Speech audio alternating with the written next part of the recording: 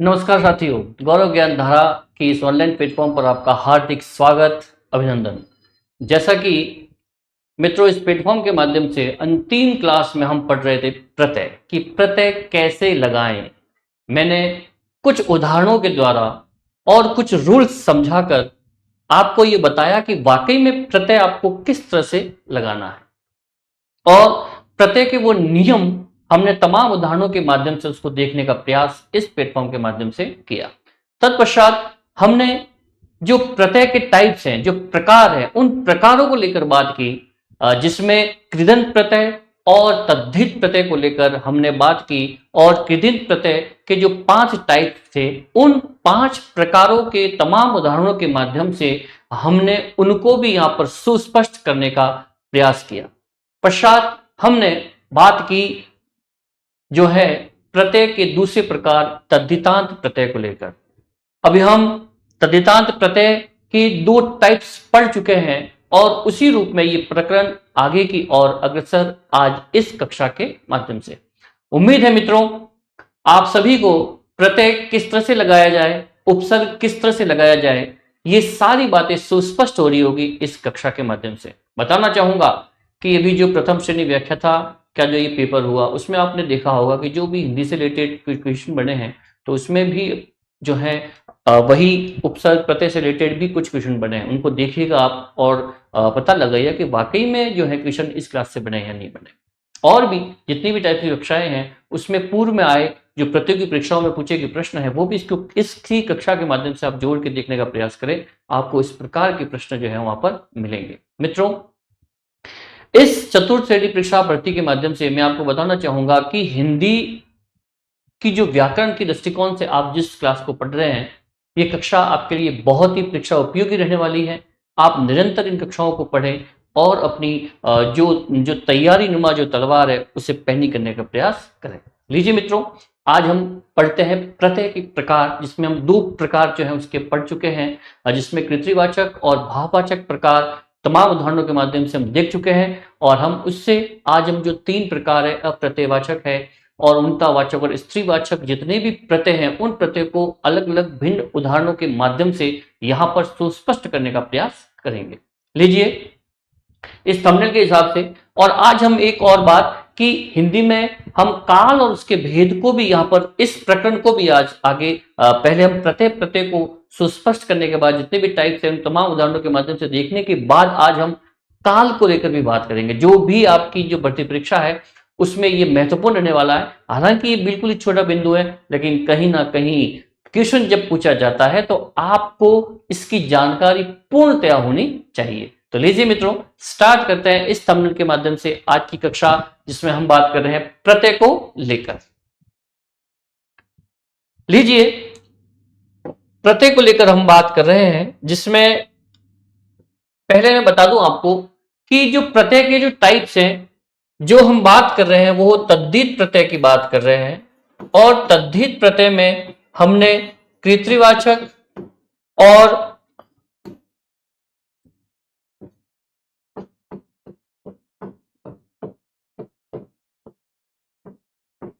भाववाचक लेकर हम बात कर चुके हैं।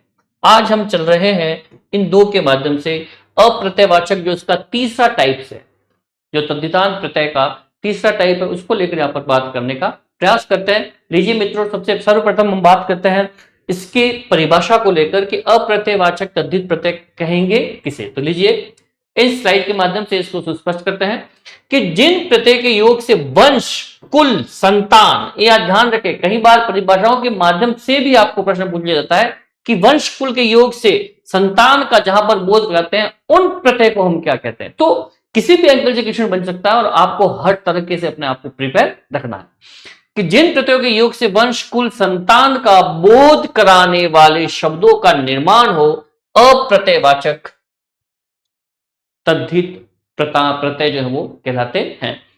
अब ध्यान रहे कि जिन प्रत्ययों के योग से ऐसे प्रत्यय के जो किसी शब्द के, किसी रूट शब्द के, किसी मूल शब्द के जो है अंत में लगकर उसमें क्या करते हैं, वंश से, कुल से या संतान से संबंधित जो है एक शब्द का निर्माण कर देते हैं, एक बोध कराने वाले शब्द बन जाते हैं, तो उसे हम क्या कहेंगे? अप्रत्ययवाचक तद्धित प्रत्यय। ठीक है, तो लीजिए जिसका पहला जो रूल्स है वो है आदि अक्षरों को दीर्घ करके।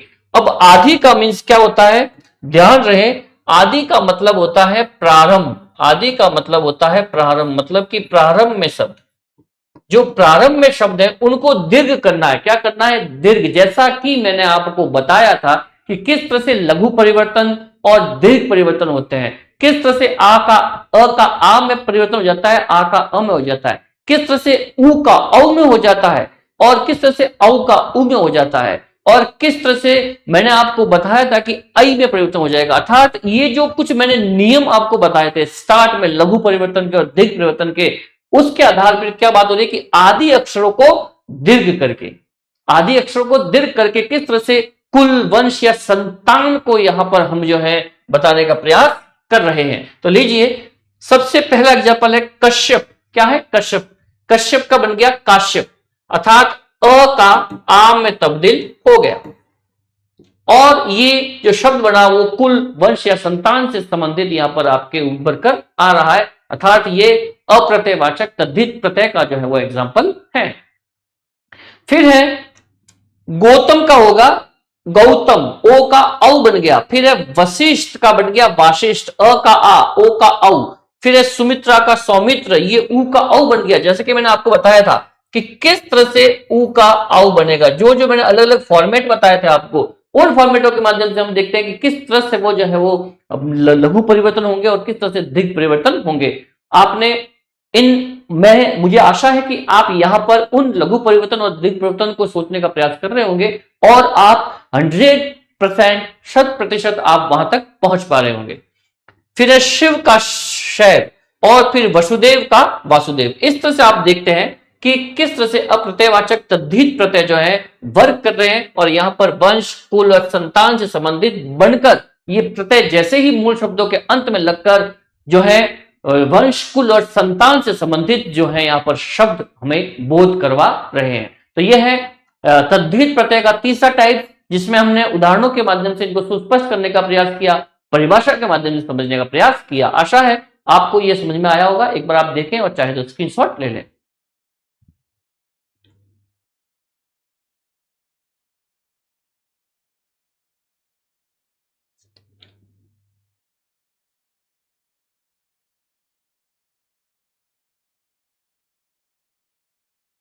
लीजिए मित्रों, आपको यह रूल्स आदि अक्षरों को दीर्घ करके, आदि अक्षरों को दीर्घ करने का आपको मामला समझ में आया होगा। किस तरह से आदि अक्षरों को दीर्घ करके आप जो है वंश, कुल या संतान से संबंधित जो है प्रत्यय संबंधित शब्द जो है प्रत्यय के साथ जोड़कर एक नए शब्द को बना सकते हैं। ये तद्धित प्रत्यय का तीसरा टाइप्स था।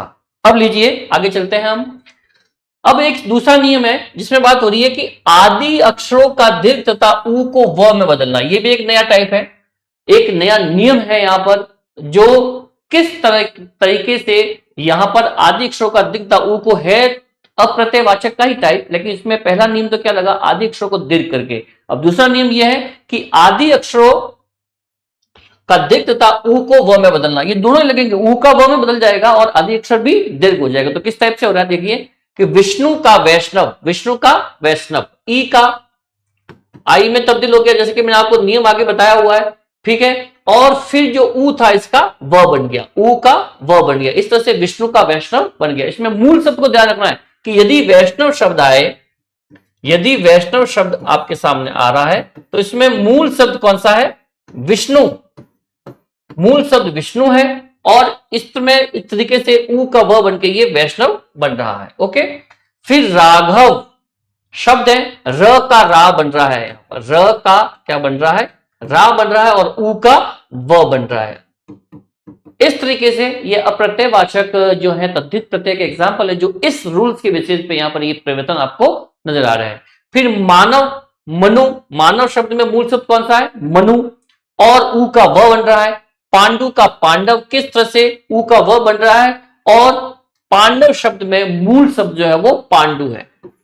जो पांडव शब्द है, इस पांडव शब्द में जो मूल शब्द है वो कौन सा है? पांडु। इस चीज का ध्यान रखें। फिर है मधु का माधव, मधु का माधव, ऊ का व बन गया, कुरु कौरव। कौरव शब्द जो है, ध्यान रखें, कौरव शब्द में जो मूल शब्द है वो है कुरु। इस तरीके से आपको ये पता होना चाहिए कि कौन सा प्रत्यय है ये, और किस तरह से कौन सा शब्द किस प्रत्यय को लगकर बना है, और इसमें कौन सा मूल शब्द है। फिर है यदु का यादव। ये जो यादव वंशी होते हैं इसमें मूल कौन है, यदु वंश है। कौन सा, यदु।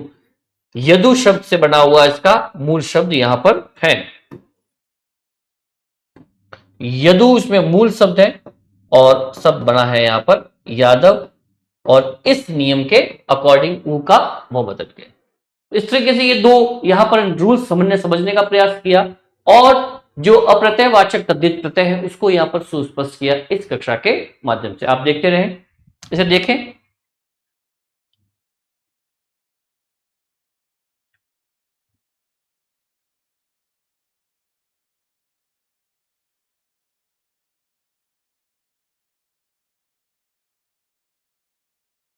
मित्रों, इस रूल्स के माध्यम से मैं आपको बता दूं कि ये क्वेश्चन वो है जो हमेशा एग्जामिनेशन में पूछे जाते हैं, जाने वाले हैं। आपको पता होना चाहिए कि इसमें कौन सा शब्द, ये आपको हमेशा जो है प्रतियोगी परीक्षाओं में कहीं ना कहीं ऑप्शन में दिखाई देंगे। ये वो वर्ड है, इसलिए इन शब्दों की जानकारी आपको पता होना चाहिए कि इसमें छुपा कौन सा शब्द है, मूल शब्द कौन सा है, और किस नियम के द्वारा ये चेंज हुआ है। तो ध्यान रखें, ये अप्रत्ययवाचक तद्धित प्रत्यय का एग्जाम्पल रहता है। इस चीज को यहां पर मजबूती से पेश करने, प्रस्तुत करने की कोशिश करें, और कोशिश करें कि अपने जहन में ये जो रूल्स है वो हमेशा बना रहे। लीजिए हम आगे निकलते हैं। इस तरीके से ये था आपका अप्रत्ययवाचक तद्धित प्रत्यय। अब सेकेंड है ऊनतावाचक। क्या है, ऊनतावाचक तद्धित प्रत्यय। बहुत ही अलग टाइप है, आपने इसको वाकई में कभी बारीकी से नहीं पढ़ा होगा, आशा है आपने पढ़ा भी होगा, लेकिन मैं यहां पर और भी आपको डीपली पढ़ाने का प्रयास करूंगा। कि देखिए ऊनतावाचक, सबसे पहले तो इस शब्द से परिचित हो जाए। ऊनतावाचक मतलब कि लघुता, एक छुटेरापन जो है वहां पर नजर आता है। संज्ञा सर्वनाम या विशेषण के साथ प्रयुक्त होकर ये उनके लघुता सूचक शब्दों का निर्माण करते हैं। लघुता मतलब कि जहां पे लघुता, एक छुटपन जो नजर आता है कि ये किस तरीके से एक लघुता शब्द जो है, ऐसा प्रतीत हो रहा है कोई छोटी मोटी चीज है। तो वो जब प्रतीत करवाए तो ऐसे जो प्रत्यय होते हैं वो क्या करवाते हैं, ऊनतावाचक तद्धित प्रत्यय कहते हैं। और ये किसी शब्द के अंत में लगकर इस प्रकार की जो भाव भंगिमा जो प्रस्तुत कर देते हैं शब्दों में, ऐसे शब्दों का निर्माण कर लेते हैं, उन्हें हम ऊनतावाचक तद्धित प्रत्यय कहते हैं। अब आइए उदाहरणों के माध्यम से यहां पर प्रयास करते हैं, और किस तरह से प्रत्यय लगे हैं किसी शब्द के साथ में, और यहां पर नया शब्द आपके सामने उभर कर आ रहा है। जैसे कि ईया, अब इसमें खाट से बना खटिया, खाट, और खाट के साथ में शब्द लग गया ईया और बन गया खटिया। अब ये यहां पर दीर्घ परिवर्तन, लघु परिवर्तन हुआ है, मतलब कि आ से अ में तब्दील हुआ है। वो आपको नियम पता ही, हमने कितनी बार इस क्लास में, कक्षा के माध्यम से वो रूल्स यहां पर क्रिएट किया ही है। लुटिया, लूट का लुटिया हो गया। डिबिया, बिंदिया, बिटिया, ये सारे जो है ईया प्रत्यय से बनने वाले शब्द हैं। लुटिया लुट, डिबिया डिब्बी, ठीक है, बिंदिया बिंदी, बिटिया बेटी, बेटी से बिटिया बन गया, ठीक है ना। तो इस तरह से ये शब्द बने, और इन सब में ईया प्रत्यय जो है वो बना है। और यहां पर ये ऊनतावाचक तद्धित प्रत्यय, ऊनता मतलब कि लघुता का यहां पर जो है आभास हो रहा है। फिर हम बात करते हैं ओला, खटोला। ओला मतलब कि खटोला। अब देखिए इससे बना खाट से खटोला, और ओला प्रत्यय यहां पर जुड़ा। संपोला, सांप से सपोला, खटोला, इस तरह से वाक्य में वापस दोबारा आ गया शब्द। तो सांप से अब क्या बन गया, सपोला, सांप से बन गया सपोला। इस तरह से हम देखते हैं कि किस तरह से ये जो है यहां पर शब्द ओला जो है किसी शब्द के अंत में लगकर किस तरह से जो है एक नए शब्दों का निर्माण यहां पर हो रहा है। फिर ई, मंडल से मंडली, पहाड़ से पहाड़ी, चिमट से चिमटी, नाल से नाली, और थाल से थाली। किस तरीके से ये ई प्रत्यय लग के एक ऊनतावाचक तद्धित प्रत्यय से बना हुआ शब्द यहां पर आपके सामने प्रतीत हो रहा है। फिर है आ, कलुआ, बच्चू से बचुआ, कालू से कलुआ, लाल से ललुआ, मनु से मनुआ, ठीक है। तो इस तरीके से ये जो ऊनतावाचक तद्धित प्रत्यय है, इसके कुछ एग्जाम्पल यहां पर आपको बोर्ड के माध्यम से दिखाई दे रहे हैं कि किस तरीके से ये किसी नए शब्द के अंत में लगकर एक लघुतावाचक शब्दों का बोध यहां पर आपको करवा रहे हैं। तो कुछ ये प्रत्यय हैं जो सामान्य तौर पर देखे जाते हैं और सामान्य तौर पर यही प्रत्यय अधिकतम आपको देखने को मिलेंगे। और भी हैं लेकिन मुख्यतः इनको अवश्य ध्यान रखें। ठीक है, देख लें इनको एक बार, फिर अपन चलते हैं आगे। एक यहां पर के अंत में ज लगाकर उनतावाचक तद्धित प्रत्यय के दो प्रकार है। कुछ प्रत्यय ये है अंत में ज लगाकर किस तरह से बनता है, जैसे कि पिंड है तो पिंडज, स्वेद है तो स्वेदज, और पंख है तो पंकज, और जल है तो जलज। इस तरीके से ये ज लगाकर भी कुछ प्रतीत जो है, कुछ नए शब्द जो है यहां पर निकल कर सामने आते हैं जो हमें उनतावाचक तद्धित प्रत्यय का आभास यहां पर करवा रहे हैं। मित्रों, इन उदाहरणों के माध्यम से हम उनतावाचक तद्धित प्रत्यय का जो ये प्रकार है इसको पुष्ट करने का प्रयास कर रहे हैं। आशा है आपको ये नियम समझ में आ रहा होगा। इन उदाहरण को देखे, इन प्रत्यय को देखे और बनने वाले नए शब्दों को देखे कि किस तरह से ये उनतावाचक तद्धित प्रत्यय का जो आभास हमें करवा रहे हैं। देखें और चाहे तो इनका स्क्रीनशॉट ले लें।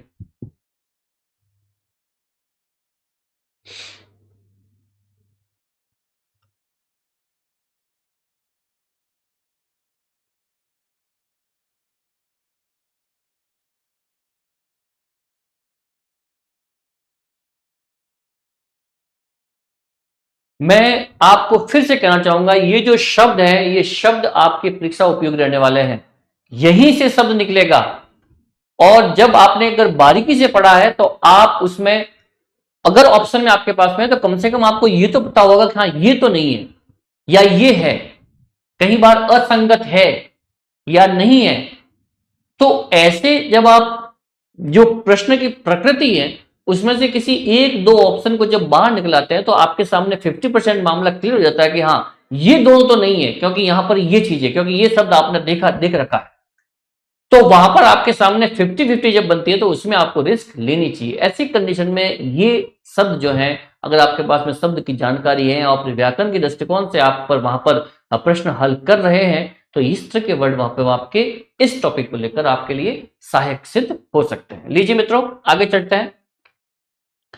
अब तद्धित प्रत्यय का तीसरा प्रकार जिसका नाम है स्त्रीवाचक तद्धित प्रत्यय। स्त्रीवाचक तद्धित प्रत्यय को लेकर अपन बात कर रहे हैं। सबसे पहले इसकी परिभाषा को देखेंगे कि जिन प्रत्यय के योग से स्त्रीलिंग बोधक शब्दों का निर्माण होता है, स्त्रीलिंग शब्दों का जिसमें स्त्रीत्व झलके, ऐसे शब्द, ऐसे प्रत्यय जो किसी शब्द के अंत में लगकर एक स्त्रीलिंग सूचक शब्दों का निर्माण करते हैं उसे अपन क्या कहेंगे, स्त्रीवाचक तद्धित प्रत्यय। ध्यान रहे ये तद्धितांत प्रत्यय का टाइप्स हैं और इसमें अपन पढ़ रहे हैं स्त्रीवाचक तद्धित प्रत्यय।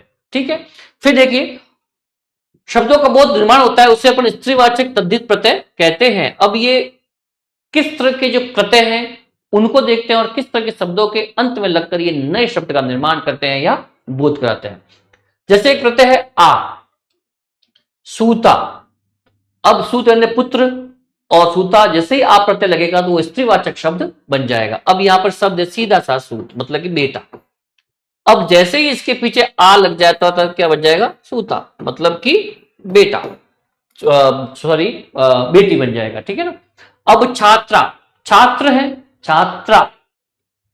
अनुज है अनुजा, अनुज मतलब कि जो अपना छोटा भाई होगा, जो आपसे बाद में पैदा हुआ है, जन्म हुआ है, उसका तो अनुज कहते हैं उसे। तो इसी तरह से अगर कोई बड़ी जो बहन है वो अपनी छोटी बेटी के लिए कहेगी मेरी अनुजा है, ठीक है ना। इस तरीके से आप प्रत्यय के साथ में अनुज शब्द जो होता है वो पुरुषवाचक होता है और जैसे ही उसमें आप प्रत्यय आप जोड़ देते हैं एक नए शब्द का बोध कराता है और वो स्त्रीवाचक शब्द का निर्माण यहां पर करके आपके समक्ष प्रस्तुत हो जाता है। प्रिया, प्रिय, प्रिया। शिष्य, शिष्या। इस तरह से ये आप प्रत्यय यहां पर कार्य कर रहा है। आइन, ठाकुर से ठकुराइन, मुंशी जी से मुंशियाइन, चौधरी से चौधराइन। इस तरह से ये प्रत्यय वर्ड कर रहे हैं। फिर आनी, देवर से देवरानी, सेठ से सेठानी, नौकर से नौकरानी। फिर है इन, बाघ से बाघिन, माली से मालिन, नाग से नागिन और पड़ोसी से पड़ोसिन। इस तरीके से ये स्त्रीवाचक तद्धित प्रत्यय के यहाँ पर एग्जाम्पल है जो कुछ प्रमुख जो प्रत्यय हैं उन प्रत्ययों के माध्यम से नए शब्द उभरकर आपके समक्ष प्रस्तुत हो रहे हैं। इन उदाहरणों को देखें और स्त्रीवाचक प्रत्यय से आप भली भांति परिचित हो जाएं। लीजिए मित्रों, एक बार स्क्रीनशॉट देख लें इसके।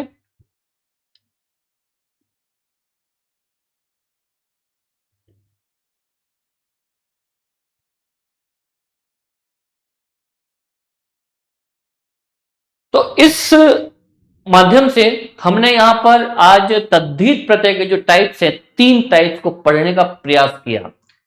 हमने कृदंत प्रकार के कृदंत प्रत्यय के 5 टाइप्स पहले ही पढ़ चुके हैं। पहले वाली कक्षाओं में हमने कृदंत प्रत्यय को पढ़ा है। सबसे पहले हमने प्रत्यय कैसे लगाएं और कुछ रूल्स के माध्यम से हमने समझने का प्रयास किया कि किस तरह से प्रत्यय शब्दों के अंत में लगकर एक नए शब्द का निर्माण करते हैं। तत्पश्चात हमने बात की इनके टाइप्स को लेकर, त्रिकृदंत प्रत्यय के 5 टाइप पढ़े और फिर हम पढ़ रहे हैं तद्धित प्रत्यय के जो 5 टाइप है यहां पर, उसमें पढ़ने का प्रयास किया और 3 टाइप पढ़ चुके हैं सॉरी, और अपन ने आज 3 भी यहां पर क्लियर कर दिए। ठीक है, तो इस तरीके से ये एग्जांपल्स हैं, ये आपकी परीक्षा उपयोगी रहने वाले हैं। आप इनको इनके नोट्स बनाकर रखें और लगातार इन शब्दों के बारे में देखते रहे। ध्यान रहे, अगर आपने कंटिन्यू इन शब्दों को नहीं देखा तो कहीं ना कहीं चूक होने के जो चांसेस है वो रह सकते हैं। इसलिए ध्यान रहे कि चाहे आप जैसे आपका जो टॉपिक क्लियर है, आज क्लियर है, तो उसको 10-12 दिन बाद एक बार रिपीट जरूर करें, क्योंकि पुनरावृत्ति बहुत ही जरूरी है। अगर आप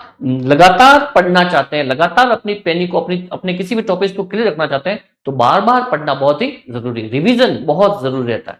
ओके, तो इसी माध्यम से इसी टाइप्स के साथ में तद्धित प्रत्यय का ये अंतिम जो है जो प्रकार है वो भी क्लियर होता है। और अब हम एक नए प्रकरण की ओर निकलने जा रहे हैं, जिसे हम जो आपका जो चतुर्थ भर्ती जो कर्मचारी भर्ती परीक्षा है उसका एक प्रकरण है सिलेबस के माध्यम से जो बोर्ड द्वारा निर्धारित है, वो है काल। क्या है? काल। उसको हम देखने का प्रयास यहां पर करते हैं। लीजिए, ये है आपके सामने काल। अब सबसे पहले तो मैं आपको बता दूं कि काल है क्या। वैसे तो परिभाषा है इसकी, लेकिन तो भी काल को हम इंग्लिश में टेंस कहते हैं। क्या कहते हैं? टेंस। मतलब कि समय से संबंधित ये चीज है। मित्रों ध्यान रहे, आज हम एक नए प्रकरण की ओर हैं। हमने उपसर्ग और प्रत्यय आज की इस कक्षा में इनको संपन्न कर दिया है और अभी हम एक नए प्रकरण की ओर अग्रसर हो रहे हैं, जिसका नाम है काल, अर्थात समय। समय से संबंधित हम इस प्रकरण के बारे में आज पढ़ने जा रहे हैं, समझने जा रहे हैं कि इसकी वाकई में ये किस तरीके से व्याकरणिक दृष्टिकोण से आपके समक्ष जो है आपके लिए परीक्षा उपयोगी रहने वाला है। क्या क्या इसके भेद है, क्या इसकी परिभाषाएं हैं और किस उदाहरणों के माध्यम से हम इसे समझ सकते हैं। तो ऐसे तमाम उदाहरणों और परिभाषाओं के माध्यम से हम इसे सुस्पष्ट करने का प्रयास करेंगे। तो ध्यान रहे, काल इंग्लिश में इसे टेंस कहते हैं और ये समय सूचक है। समय से संबंधित बातें जो हैं हम इस प्रकरण में करते हैं, क्योंकि इसका नाम ही क्या है? काल। तो काल की परिभाषा के माध्यम से इसको पुष्ट करने का प्रयास करते हैं। देखिए, क्रिया के जिस रूप से उसके होने के समय का बोध हो। क्या कहा? समय का बोध करवाता हो। समय का बोध। और समय का बोध कौन करवाता है, इस चीज का भी ध्यान होना चाहिए। तो कौन करवाता है? क्रिया। हमेशा इस चीज की ध्यान रखें कि जब भी किसी भी सेंटेंस को आप पढ़ते हैं, रीड करते हैं, तो उस समय उसकी क्रिया जो है वो आपके लिए समय सूचक होती है कि कार्य कब किया गया है, हो रहा है या कर लिया गया है या आगे आने वाले समय में होगा। तो काल की परिभाषा से परिचित होना बहुत ही जरूरी है। सर्वप्रथम मैंने आपको क्या कहा कि ये समय सूचक है, समय से संबंधित बातें इस प्रकरण में होगी। प्लस ये जो समय का बोध करवाता है, ये जब भी कोई भी वाक्यांश हो, उसमें ध्यान रहे वाक्य हो, उसमें आपको क्रिया के माध्यम से समय का बोध होता है। किसके माध्यम से होगा? हमेशा एक बड़ा ही आसान तरीके से अगर प्रश्न पूछा जाए तो ध्यान रखें, कई बार यहां पर इस परिभाषा के माध्यम से भी प्रश्न बन सकता है। क्योंकि मैंने आपको क्या कहा कि जब भी प्रतियोगी परीक्षाओं में जब प्रश्न बनते हैं तो वो प्रश्न हमेशा आरंभ में बनते हैं। जब आपका टाइटल स्टार्ट होता है तो जैसे ही आपका शीर्षक प्रारंभ होगा, वहां से बनने वाले जो बेसिक जो प्रश्न बनते हैं वो कहीं ना कहीं आपको हमेशा कंफ्यूज करते हैं, क्योंकि आपने उनके उदाहरणों के माध्यम से तो पुष्ट किया है, लेकिन उस बेसिक चीज को पढ़ाया नहीं पड़ा। जो आधारभूत चीज है उसका ज्ञान आपको होना चाहिए। तो क्या कहा कि जो जो समय का बोध करवाता है वो कौन करवाती है? क्रिया करवाती है। हमेशा सेंटेंस में क्रिया जो होगी वो आपका समय सूचक जो है वो सूचना प्रदान करती है। देखिए, क्रिया के जिस रूप से उसके होने का समय का बोध हो उसे काल कहते हैं। क्या कहते हैं? काल कहते हैं। अर्थात समय के बारे में हमें बताता है। अब काल के मुख्यतः 3 प्रकार होते हैं। कितने प्रकार होते हैं? 3। हम जब समय की बात करते हैं तो समय को 3 भागों में विभाजित करते हैं। वो 3 भाग क्या होंगे? या तो भूतकाल, फिर आपके सामने आ गया वर्तमान काल, और फिर भविष्य काल। ये 3 टाइप है। या तो बीत गया, या चल रहा है, या होगा। ये 3 टाइप्स रहते हैं। समय को हम 3 भागों में विभाजित कर सकते हैं। पर ये तो बड़ी ही सामान्य बात है, लेकिन इन भूतकाल, वर्तमान काल और भविष्य काल में भी कई प्रकार के टाइप्स हैं कि कौन सा सेंटेंस कहां जाएगा। 6 प्रकार, 5 प्रकार आपको दिखाई देंगे, और न जाने कौन सा वाक्य आपके सामने आए और उसमें काल का भेद करना हो, आपके सामने अलग अलग 4 ऑप्शंस हो, उसको किस तरीके से हम प्रश्न के उत्तर तक पहुंच पाएंगे। तो वो बात यहां पर हो रही है, भूतकाल, वर्तमान काल और भविष्य काल, जिसमें ये 3 सेंटेंस मैंने आपको बताए गए। सामान्यतः मैं एक बार आपको परिचय करवा रहा हूं कि वाकई काल क्या है। तो देखिए, राम ने खाना खाया, मतलब कि खाना वो खा चुका है। खाया, न तो वो खा रहा है, न वो खाया, न खाएगा।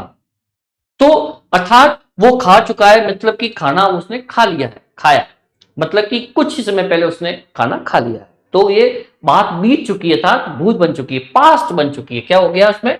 पास्ट हो गया। फिर राम खाना खा रहा है, रही है, ये आ रहा है, मीन्स ये क्या है? प्रेजेंट है, वर्तमान। मतलब कि आपके सामने अभी क्रिया जारी है, क्रिया हो रही है, बिल्कुल क्रिया अभी तक जो है वो बिल्कुल जारी है। तो ऐसी कंडीशन में जो समय बनेगा वो वर्तमान काल सूचक जो है वो सेंटेंस रहेगा, अभी कार्य जारी है। फिर है भविष्य काल, मतलब कि ये कंडीशन है कि आने वाले टाइम में वो चीज होगी, ऐसा अनुमान लगाया जा रहा है। अब होगा नहीं होगा वो जो है आगे छुपा है, आगे आने वाली चीज में छुपा है, आगे आने वाले समय में छुपा है, लेकिन अभी हम अनुमान लगा रहे हैं कि हम ऐसा करेंगे। तो देखिए, राम खाना खाएगा। अब हो सकता है कि खाना खाना तो था उसे, लेकिन उससे पहले कोई कार्य आ गया तो वो कहीं और चला गया और फिर आके खाएगा। तो ऐसी कंडीशन में राम खाना खाएगा, तो ऐसे में क्या कहेंगे अपन? भविष्य, मतलब कि फ्यूचर। ठीक है, ये प्रेजेंट का टाइम हो गया और ये हो गया फ्यूचर का। तो ये 3 कंडीशन बनती है, इनको बेसिकली तरीके से समझना है कि ये टाइप्स होते हैं इसको, और इस टाइप के माध्यम से हम सेंटेंस के माध्यम से, उनकी क्रिया के माध्यम से हम पता कर सकते हैं कि वो भूतकाल है, वर्तमान है, या भविष्यकाल है। देख लें आपसे एक बार, फिर आगे चलते हैं।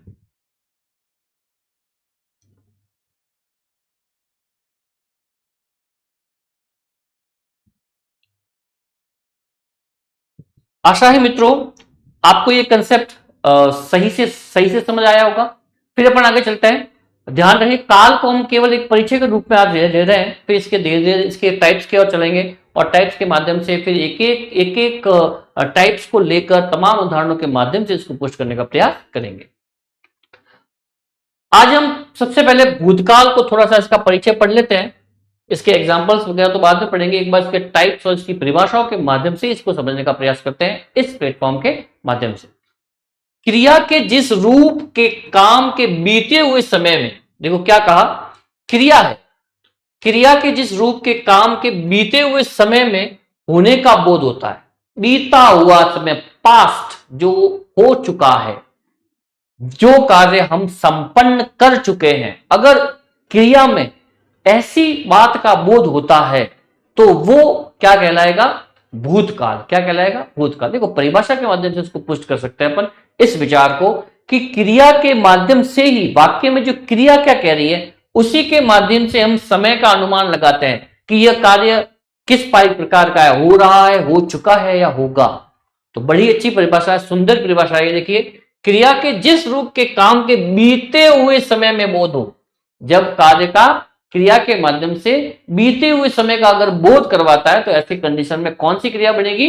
भूतकाल। कौन सी बनेगी? भूतकाल, अर्थात वो बीत चुका है। जैसे राम ने पुस्तक पढ़ी, राम ने पुस्तक पढ़ी मतलब कि वो पुस्तक पढ़ चुका है, अर्थात यहां पर क्रिया में बीत जाने की बात यहां पर उभर कर सामने आ रही है, अर्थात ये भूतकाल है। ओके, फिर इसके भूतकाल के 6 भेद होते हैं। सामान्यतः आप अपनी लाइफ में भी देख सकते हैं कि बिल्कुल इस सामान्य सा ये प्रकरण है, और इस सामान्य प्रकरण में आप तमाम क्रियाओं के माध्यम से, वाक्य में होने वाली क्रियाओं के माध्यम से आप समय का पता लगा सकते हैं। फिर है भूतकाल के 6 भेद है यहां पर, जिसमें सामान्य भूतकाल, अपूर्ण भूतकाल, पूर्ण भूतकाल, आसन्न भूतकाल, संदिग्ध भूतकाल और हेतु हेतु मत भूतकाल, और हेतु हेतु मद भूतकाल। इस तरीके से ये छठा प्रकार है इसका। इसके हम देख सकते हैं तो ये अलग अलग टाइप्स हैं, जिसमें सामान्य मतलब कि अब बात केवल बीते हुए समय की है, लेकिन इस बीते हुए समय में भी कौन कौन से टाइप्स हैं, तो भूतकाल के भी आपके सामने देखिए पूरे 6 टाइप्स, और इस 6 टाइप्स में तमाम उदाहरणों के माध्यम से आपके सामने कोई भी उदाहरण प्रस्तुत हो सकता है और आपको पता लगाना है कि ये कौन सा भूत है, क्या हेतु हेतु मद है, संदिग्ध है, अपूर्ण है, आसन्न है या सामान्य भूत है।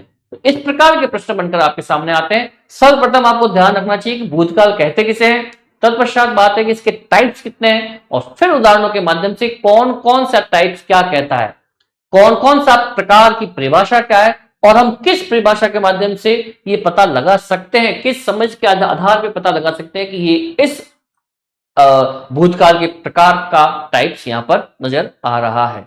तो आपके सामने तमाम उदाहरण रहेंगे, और एक एक करके यहां पर जितने भी टाइप्स आपके सामने आ रहे हैं उन टाइप्स को उदाहरणों के माध्यम से हम पुष्ट करने का प्रयास करेंगे। आशा है मित्रों आज की कक्षा आपको सब समझ में आ रही होगी, और अगर नर्व से समझ में आए तो इससे अगर आप बार बार पढ़ते हैं तो रियलिटी में, आप वास्तविकता में आप सही जो है समझ तक पहुंच सकते हैं।